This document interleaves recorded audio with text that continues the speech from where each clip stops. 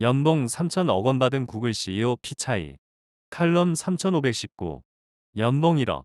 우리나라 직장인들이 바라는 희망급여다. 물론 대기업이나 공기업 가운데 평균 연봉이 1억을 넘는 곳이 없지 않다. 삼성전자 등 대기업에 입사하려고 하는 이유다. 대기업 말고는 금융권의 연봉이 세다. 나도 연봉 1억을 받아보지 못해 실수령액이 얼마쯤 되는지는 모르겠다. 1986년 서울신문에 입사할 당시 초봉이 60만 원을 넘었다. 같은 즈음 대기업의 초봉은 25만 28만 원 수준이었다. 문과생 대다수가 언론사 문을 두드렸던 까닭이기도 했다. 언론고시라는 말도 그래서 나왔다. 80년대는 우리나 경제가 급성장하던 때다. 기업들은 해마다 최고치를 갈아치웠다. 임금 인상폭도 컸다. 반면 언론사는 그렇지 못했다. 그 결과 1990년쯤 되니까 역전됐다.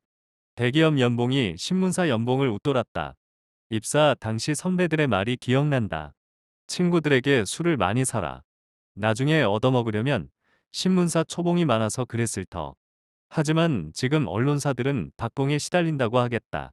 영향력도 예전만 못하고 월급 역시 상대적으로 적으니 언론사 문을 두드리는 수험생들이 크게 줄었다고 한다. 세상이 변했다는 뜻이다. 월급쟁이에게 연봉은 늘 관심사다. 많이 준다면 더할 나위 없이 좋다. 요즘은 매년 연봉 협상을 한다.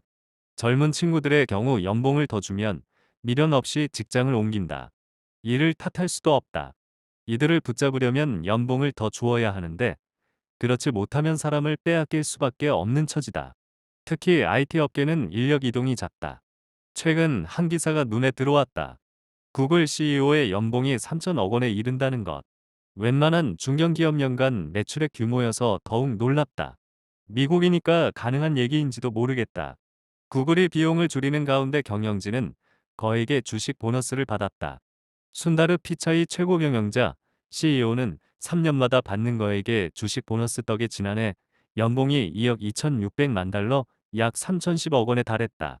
이에 대해 블룸버그는 미국 정보기술, IT, 기업이 대규모 해고 등 구조조정을 이어가는 가운데 CEO 보너스가 민감한 주제가 되고 있다고 지적했다.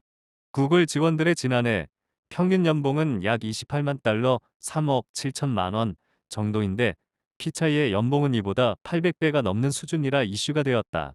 우리나라 대기업 총수 가운데는 누가 가장 많이 받을까?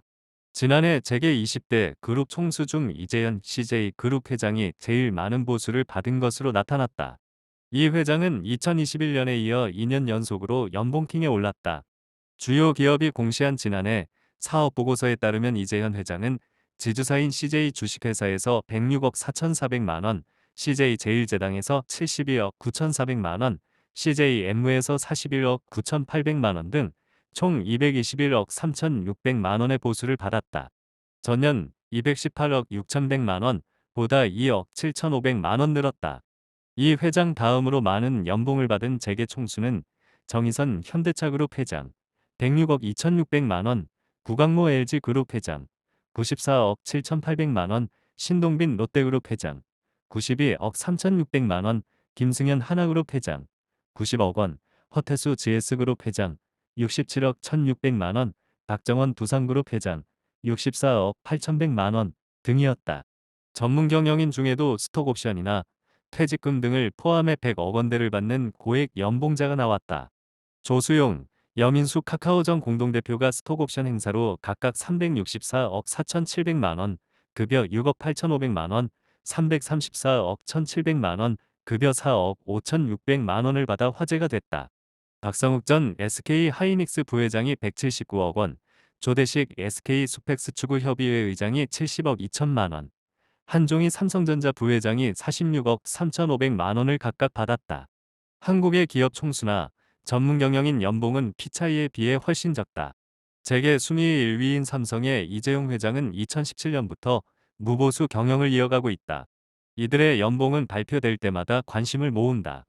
돈이 최고여서 그럴까? 샵 오풍영 칼럼